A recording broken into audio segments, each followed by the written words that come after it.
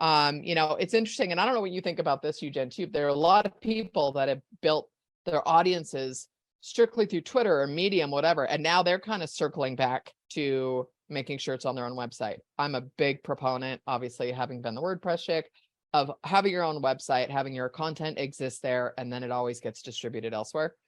Call to action, is it shareable? Can you create social campaigns? And do you have a traffic plan? So then this might seem weird, but then we want to go a little bit deeper into brainstorming the content to support our business goals, right? So how does creating ultimate guide support my business goal? How does creating case studies? So all of these, especially the evergreen content, makes us the trusted expert. The goal is that Create It is your trusted expert for content about content. I know that's a little bit meta, but and then platform best practices. So how can I go as an example? And we're going to get into that when I was talking about a platform plan, is how do you go deeper on Twitter, maybe? And what I'd like to do then is we are going to be opening up a website for guest posts, which there's, you get links back with that. So those types of things. So you're going to drill down and you're going to create content that supports the goals you created in the beginning.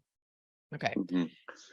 Now, this is taking what we did before, and then we're going to chunk it down to months. So now we're getting a little bit more specific into planning. So, okay, month 1, this is what I'm going to create. Month 2, this is what we're going to create. So you can see, got to edit that text. And you'll see this note here, possible guest posts, again, for picking the social platforms. So you're taking what you created here. Think of this as the brainstorming. You're doing a brain dump. And then when you come down here, you're planning what you're going to create each month. Okay. Now, this is where we're going to get into the focus content. So your focus content is going to fall into one of 3 buckets: evergreen, which we've already talked about, topical content, and this is content that addresses current issues and is timely. So let's just pull up AI, right? All of this. So the topical content would be the release of ChatGPT, or, Google deciding, we better hurry up and get Bard out, or whatever you want to talk about, or what Microsoft's doing for search. So that's topical content. Think kind of news-ish.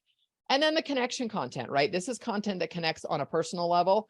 And so again, don't be afraid of that. I think so many people get like, nobody wants to hear my stories. And the truth is, storytelling works. It is phenomenal. Another one of my emails, and I did daily emails, and I called them almost daily emails for quite a while, because I didn't always email on the weekend. But one of the subject lines was, I literally fell down the stairs. And the story was about me going to take my dogs for a walk, but like I'm looking at my phone, deciding what podcast to listen to when I walk the dogs.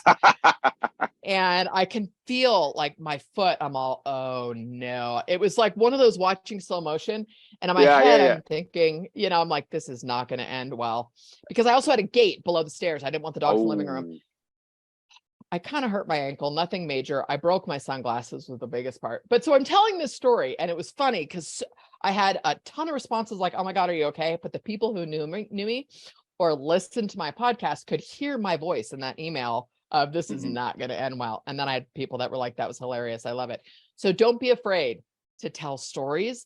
And then it's a practice of, how do I flip this story into a call to action, which for me was, how many times are we not looking at what's in front of us in our business? And I don't even remember what the call to action was, but that was the pivot. And so it takes practice, but it's very easy to do that. Yeah. All right. So again, pulling this up. So evergreen content, we've already talked about that. Social media news, marketing trends. So this is for me, remember, so this sample planner that I'm showing you in GoodNotes is what I've planned for Create It. So, I don't know, let's just pull it up. If you're a therapist, you might talk about what's happening in your industry. What are some trends for therapists? Or in terms of, there's a lot of online therapy. Can you find some articles, that type of stuff, Google updates. So for me, these are all topical things that are happening and that I can be sharing, right? Or creating content around.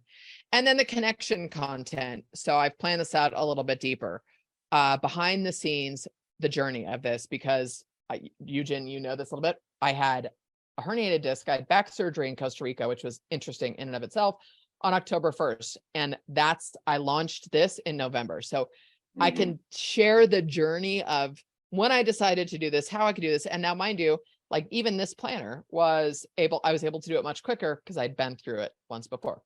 Mhm. Telling my story. So what are challenges and struggles that I can pull